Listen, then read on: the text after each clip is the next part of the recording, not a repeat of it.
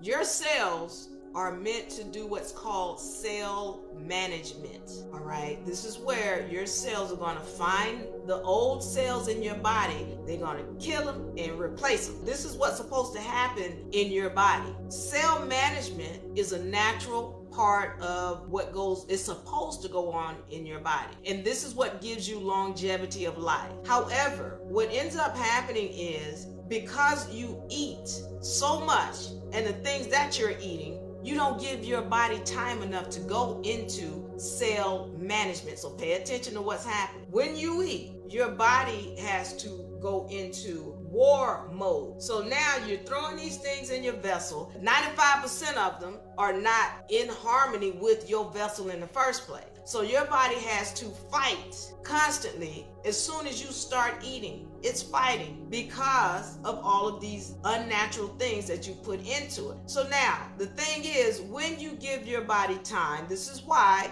in the Bible it talks so much about fasting. They never told us why. It's like, well, why the Bible always talking about fasting? You should fast and don't eat, because you're not supposed to be eating in the first place. You're not supposed to be eating in the first place. I told you, spirit doesn't need food. A lot of things spirit doesn't need, but being in this flesh, spirit being enclosed in this flesh, we have become addicted to so many things. And then this society is telling us, oh, you're supposed to have it. It's good for you. But when you really understand what's going on with your vessel, then it becomes clear that society has been telling you lies. So you're understanding now, from a spiritual level or from a physical level, you have been eating things that have caused your body, first of all, to fight against it, and second of all, not to be able to go into its natural phase, which is called cell management. There is no management because your body is constantly